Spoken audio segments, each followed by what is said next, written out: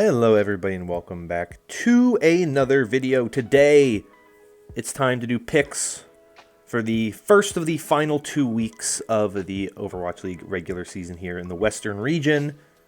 New patch, new meta, new stuff, new mode, new hero, a whole bunch of new stuff with Season 6's drop in Overwatch 2. Now we have Flashpoint and we have the Iliari and we have all of the changes to the format and, you know, hero pool or hero patch changes and stuff. So lots of things that are going to be different this weekend. So it'll be interesting to kind of watch this weekend and see how it informs us going into next weekend, when we'll at least have a bit of a better idea of where things stand. I did upload yesterday my bracket predictions for the Eastern region. So if you did not see that video, check it out. I'll link it in the description, in the cards, and at the end of this video. Obviously, I'm not going to go over those games here, so we're just going to go over the Western region games in this video. Before we jump into the picks, I just wanted to spend a little bit of time just going over some of the rumors and whisperings about the meta and where it's going. I'm seeing pretty steadily, I'm seeing Orisa as the tank. There was a little bit of time where people were talking about D.Va, but I think the meta has settled on Orisa, which is really interesting. I think Orisa, Overwatch 1 Orisa and Overwatch 2 Orisa are very different. I think when you look at how you play those heroes, I think Orisa has gone more from a main tank to a kind of off tank, much more playmaking ability, much more, you know, skill expression hero. She has the javelin. Her fusion driver obviously is a weapon that you really can do quite a lot with. I think she has a lot more place in the game now for players who traditionally were good at off tank heroes, which is very different from where the meta has been so far. Obviously, a lot of the meta this year has been those main tank heroes, a lot of Winston, some Wrecking Ball, some Reinhardt. I think it'll be interesting to see how the traditional main tanks who used to play Orisa and the traditional off tanks who are maybe a little more in line to play new Orisa at a higher level, how they kind of compare. Because I think back to like 2019 when Orisa Sigma was meta, and you had players like Fury, and I want to say the other one was maybe it was the Dynasty. I don't remember what, but there were definitely teams where they would put their off-tank player on the Orisa and their main tank player on Sigma, and so that was the kind of thing that you saw in the past. So there is room and there is precedence for Orisa to be played by some of those off-tank heroes. So we'll see where that goes. Support seemingly Iliari and Batiste mostly, which will be interesting to see, a double flex meta. And then for the damage, I've seen tons of different stuff. I've seen Sim Torb was getting thrown around a bit. Now I'm seeing Sojourn is pretty good, and I'm seeing Sojourn Soldier or Sojourn Genji. So there's definitely some areas to kind of see where it goes. It'll be interesting to see where it settles. Teams might go a little different depending on where the meta goes, but that's kind of the idea of where the meta is seemingly going as we go into this weekend.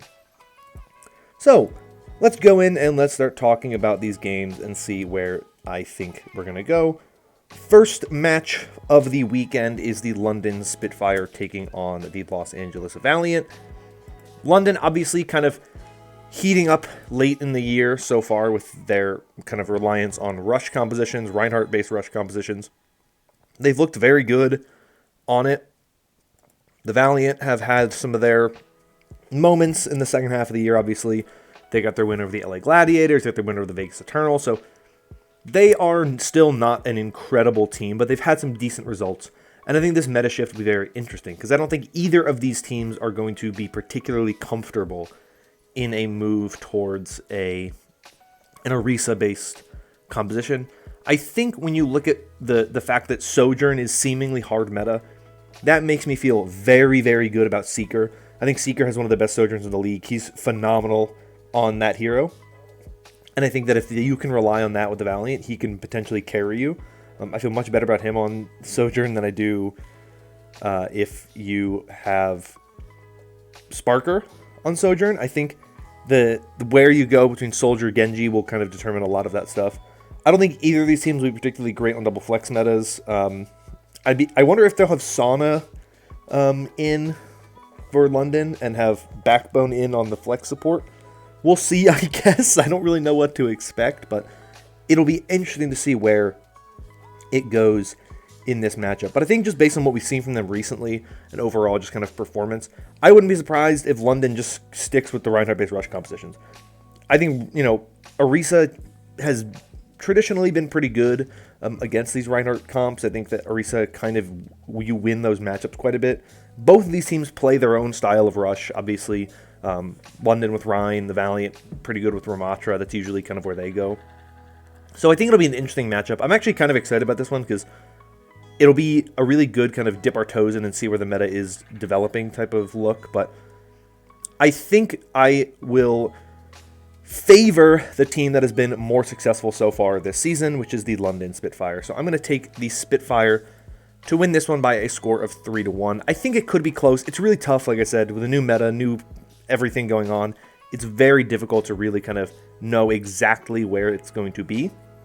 But I'm going to favor the Spitfire just because I think right now they've looked a little bit better, and I think that they have given me more reason. I think they have the capacity to have a good run here in the second half of the season.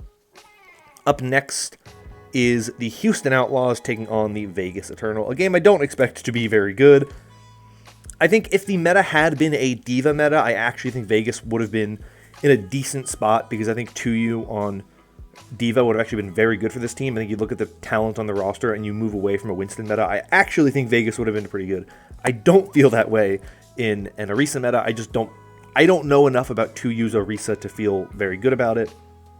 We've seen very good things from Knife, obviously, and Finale. Since they've come into the team, they've looked pretty good. They had that game that they probably should have won against the Valiant that they kind of threw away, unfortunately. And Irony has done his part as well. So, the Eternal have been better since they've made those changes, definitively. But the fact of the matter is they're still playing on ping. They're still pretty far away. I don't think this meta is particularly good for them. I honestly don't think it's a phenomenal meta for Houston in terms of tank. Fearless was not a good Orisa back in the day. It was one of the biggest issues that, in my opinion, plagued the 2020 Shanghai Dragons when he was on that roster. And it was why they had Stand 1 to play the Orisa. Obviously, she's a different hero now. It's been 3 years since then, so his performance on that hero definitely could have improved. But really, for me, with the Outlaws, you have Violet, who's arguably the best Batiste in the world. And you have Shu, who's such a phenomenal flex sport player, who I absolutely think will be really good on Iliari. I don't think there's any real reason I think Houston will lose. And double hit scan definitely is a bit of concern for this team. I don't think that if Sojourn Soldier is the meta, I don't think it's a great look for Houston. But against Vegas, you can easily get away just running Sojourn Genji and just destroy them when you have Pelican Genji and Happy Sojourn. I mean, come on. We're talking about legends of the game. Houston wins this game easy. It's a 3-0 win for Houston. No point in even still talking about it. I haven't used any of my boosts yet on Pickems, and I used one on this game. I don't think it's going to be close. I think it's going to be an easy 3-0 win for Houston. I don't even think it's close. You just look at where it's going. Fearless gives me a little bit of concern, but the other 4 players I think are going to be so comfortable playing that I really don't think there is any reason to expect the Eternal to have much of a chance to win this one. Up next, we have the Atlanta Reign taking on the Washington Justice. This will be an interesting series because the Justice have been up and down. They've had their moments. They've been good at times. They've been less good at times. And I think this meta change will be very interesting to watch because I don't think they're a team that's been particularly comfortable on Winston at all this year. But I think what we've seen out of Alpha Yi and Flora has been very good. I think that their support line has been decent since they made the change to bring in Donghoon. And I think that Teru's been pretty good as well. And Teru was one of the players that I was most impressed last year when he picked up Kiriko going into the playoffs. So we know that Teru's actually not just a good support player.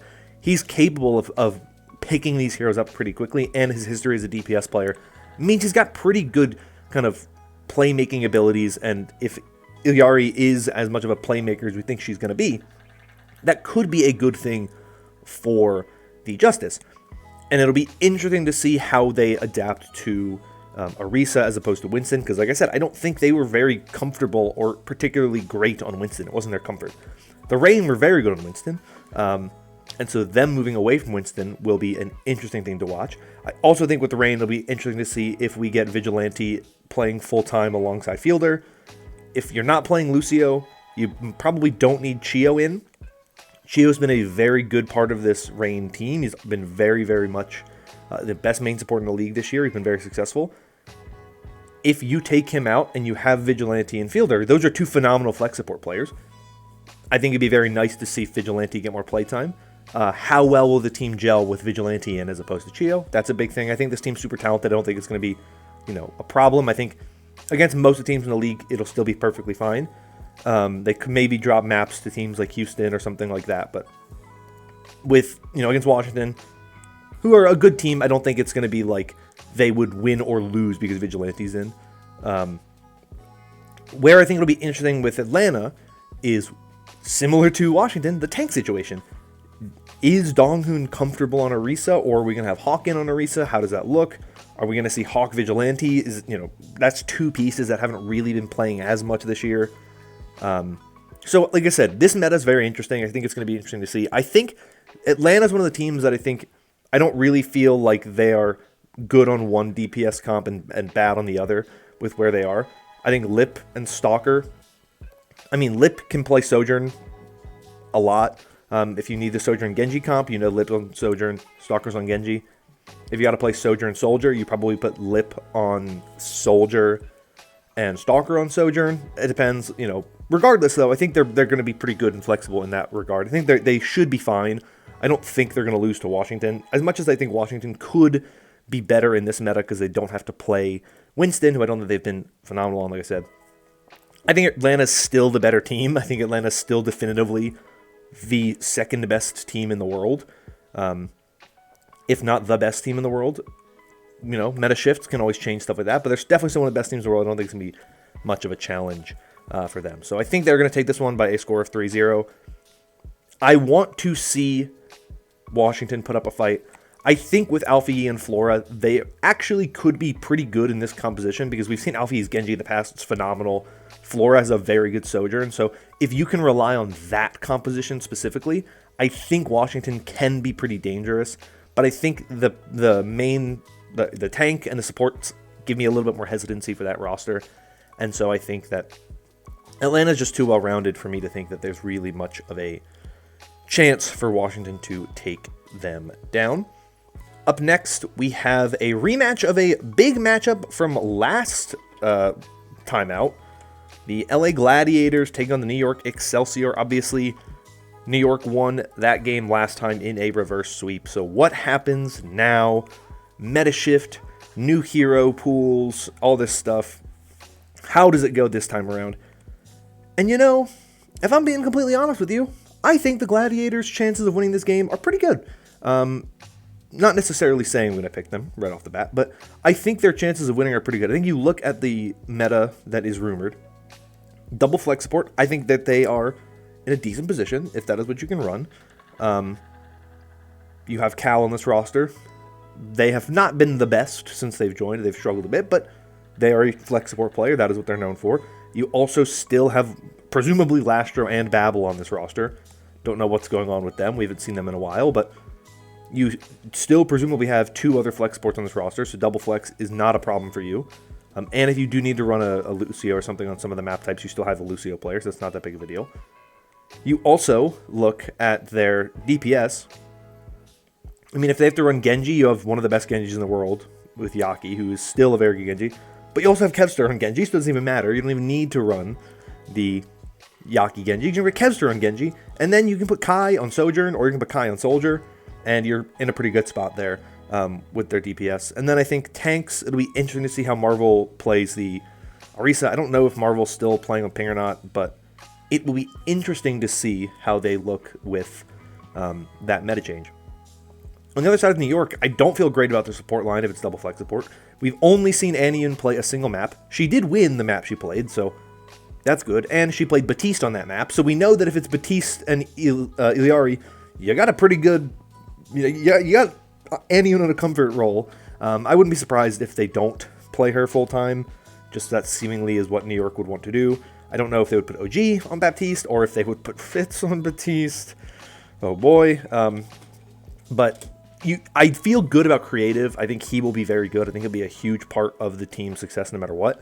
I think that you feel pretty good there. OG has traditionally played some Batiste. It is a hero that OG has put time into in the past. It's kind of his best flex support pick. So I think they will probably stick with him for the most part. Maybe on Circuit Royale, Annie will play because that is the map she has scrimmed in the past. So that'll be something to keep our eyes on there. Kellen on Orisa, who knows? I think if you have to play Sojourn and Soldier, you feel pretty good with Psycho and Fitz on this roster in the DPS duo. So I think this is a very weird matchup because there's two teams that are kind of trying to lock up a spot in the playoffs and the play-ins and try to like keep themselves afloat. And I honestly think right now, New York is in the better position. They obviously have one extra win. Their map differential is much better than the Gladiators. And the Gladiators, because they have one more loss, they need New York to lose 2 games, and Gladiators have to win 2 games. There's a lot of things going against the Gladiators. But I think the Gladiators know that they're in kind of win-now mode. They cannot lose this game. And after the way they lost last time, I think they are going to take the win here. I'm going to say by a score of 3-1. I think that the meta, as it's going, should favor them a little bit more than the New York meta favoring is. I don't know why I can't speak. It's been too long since I've recorded videos. I don't love the meta for New York, right? I don't think it's a great meta for New York. I think that when you look at their team and their roster, they just do not strike me as a team that is going to be really good in a meta like this. Gladiators, I think, have a much better chance. I think that their double flex lineup is just stronger. I think their DPS playmaking overall is relatively higher. I think Kevster, even though they haven't had a great year as a team, Kevster has still been pretty good. And I think New York is a team that they seemingly have taken time to kind of get going and get their stuff together. Maybe OG pulls out the greatest Batiste performance he's ever had, and we see New York get really, really good wins here. But the fact that they barely beat, they did a reverse sweep the Gladiators last time. It was not a particularly great series to start for them last time around, and the Gladiators are going to be hungry. They're going to be angry. They want the revenge. I think they're going to take the win here. I just think that they understand how important this game is, and I don't think they're going to let this one slip 2 times in a row. Up next, we have a very good matchup. The first big pick game of the weekend. It is a rematch between the Boston Uprising and the Florida Mayhem. Last time these two teams played, it was a 5-map banger that went the direction of the Florida Mayhem. Now, this meta is very interesting because I think if you look at this meta and you look at the full extent of what the heroes that are rumored to be played, I think that this meta is better for Boston than the last one was. Obviously, Smurf on Winston is very, very good. You want Smurf on Winston, but Smurf's pretty flexible. He can play pretty much anything. I don't think him being on Orisa would be bad. I believe that was one of his best heroes during his time with the Shock anyway. He played a lot of Orisa and did very, very well, so you feel pretty good there. It's a new hero in the way she plays, obviously, but you feel like pretty good. He's a playmaker. He plays a lot of things at a high level, so that's good. You also have, in the event of a double hit scan meta, you feel pretty good about the K-Bird ring. Like, double hit scan meta, Soldier Sojourn, yeah, they can play it. If they have to play Genji, that's where my concerns are a little bit higher. But we've seen Decay play Genji in the past. We know he at least can play Genji. He's not the greatest Genji in the world, but he can play it at least a high enough level. And where I think Boston's big trump card is that they have Twilight Izayaki. If you're playing Ilyari and Batiste, you have 2 phenomenal flex support players you can put there and play those heroes and find success.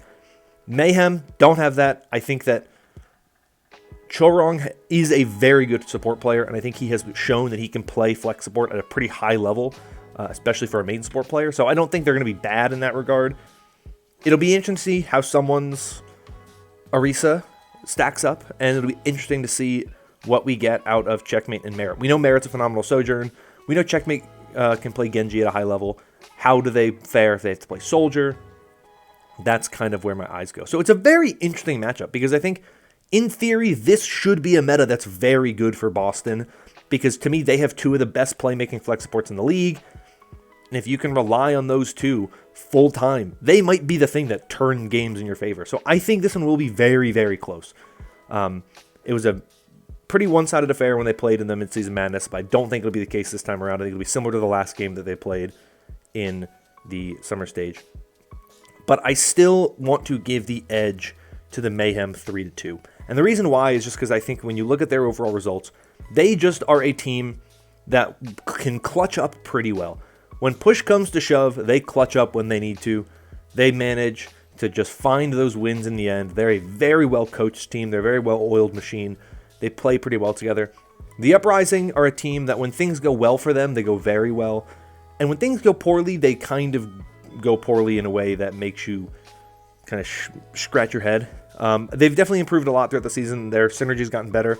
I think they're becoming more and more of a threat with every single week that passes. And I'm very excited to see their backline in this meta. But I want to give the edge to the Mayhem just because they've shown me a little more this year. They've been more consistent this year. And I think the fact that they are the best team in the second half of the year so far. They have not dropped a game in the second half of the year. They have been phenomenal in the second half of the season. So just looking at their overall results, it's very tough for me to look at Mayhem and think that they drop this series. But Boston, if they want a shot at making the playoffs without having to go through the play-ins, they need to win this game. So huge match for them. But I do think it will go the way of the Florida Mayhem in a close series. Next, we have my second big pick game of the weekend. Not often that they're back-to-back. But this one is the Battle for Canada, Toronto Defiant versus Vancouver Titans. Last time they played, it was a phenomenal 3-2 banger. They went in favor of the Defiant. Now we're going to a new meta again, so it's kind of a question mark once again.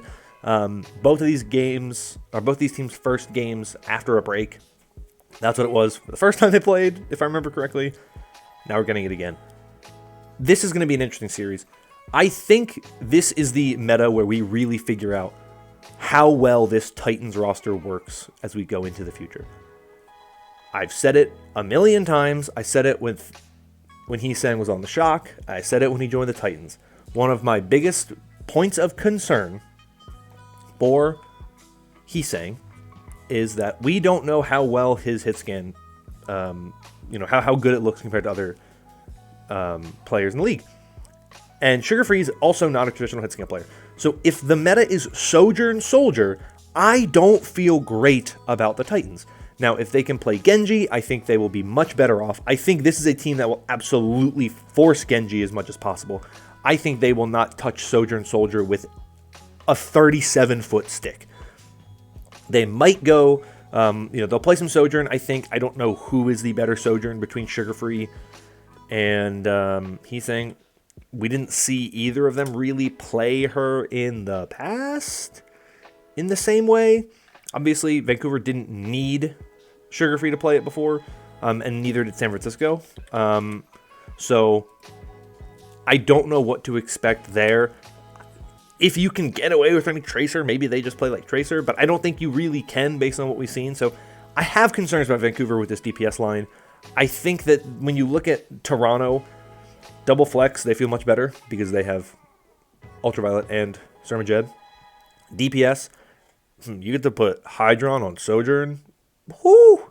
And you can probably still place, you can get away with Spectra on Genji and get similar results to what you would get with Hee-Sang or with Sugar Free on Vancouver side. Like, that's pretty good. So I think that this last time these two teams played, I think it was a much closer affair for Vancouver because the meta favored their hero pool better, right? They could play Tracer Sojourn or Tracer Sombra. They could play Tracer Echo. They could play things where those heroes were better. That's not the case anymore, right? The meta just does not work for them in the same way that it does. But I really like what they've done so far. I think they've been very, very good in this second half of the year. And so I think that I'm going to give some respect to the Titans. I don't think it's going to be a super one-sided game. But I think the Defiant are in the better position. I think the meta favors them much more than it does Vancouver. So I'm going to say it's a 3-2 for Toronto. I think it could be much more one-sided than that, potentially, depending on, like I said, what we see in terms of meta, what heroes get played, what Vancouver has to do to kind of fit in this meta. Could be the thing that breaks this team down and gives the edge to Toronto. But I want this game to be pretty good. It was a very exciting game last time they played. These two teams, it was mentioned on Plat Chat the other day that the last time, or the entire history of this rivalry, one team has either been really good and the other really bad, or like one was just really bad and one was better. Like, it's never really been like a close rivalry. It's the first time that these two teams are like close together in the standings. And so you want to see at least like a good matchup in this rivalry. So I'm hoping we get another good one. But I do think Toronto should be favored in this one. I think the meta favors them more. And I think they're going to walk away with this one victorious. Final match of the weekend here. Short week of games. We have the Vegas Eternal taking on the San Francisco Shock. For whatever reason, we get to watch the Vegas Eternal play twice this weekend, and then never again. This is it. This is the final weekend of Vegas Eternal matches. If they want to end their losing streak, right? If they want to go into potential and probable disbandment without losing, or without being on like this eternally long losing streak, they need to win against the San Francisco Shock. And I'll be honest with you, it's not impossible. All right.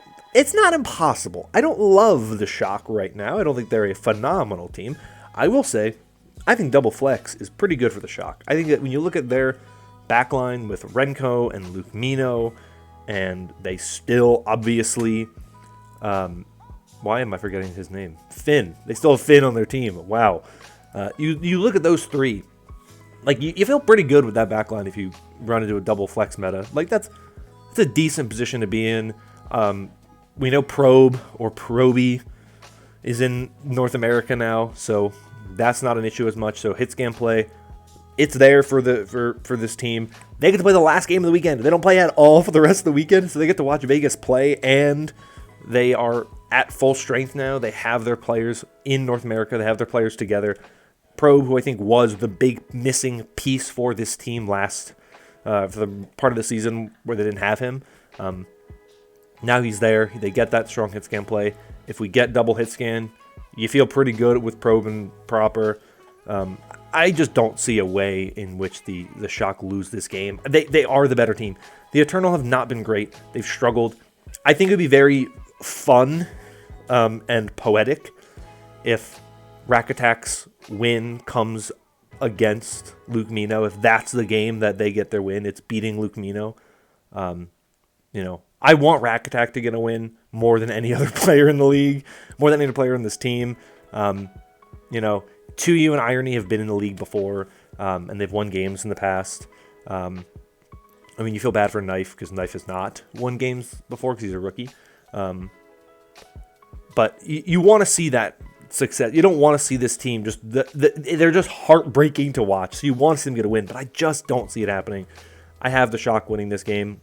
I have them taking it by a score of 3-0. I actually don't think it'll be that one-sided. Vegas will probably be able to take a map or two. I just don't think they have the full ability to win the whole series, and so I just think it's going to go in favor of the San Francisco Shock. So there you go. Those are my picks for this weekend. A lot of speculation. We don't know what to expect. There's a lot of things that could happen or couldn't happen. We don't really know. I want to hear from you in the comments down below, your thoughts on these games. Do you think I'm off basis with some of my predictions for the meta compositions or anything like that? I'd love to hear from you in the comments down below, but that is going to be all from me for today. If you enjoyed this video and want more like it in the future, consider liking and subscribing. Your support does help out a bunch with the channel, but that's going to be all from me for today. Thank you all once again. Hope you're all staying safe and staying healthy. And until next time, bye-bye.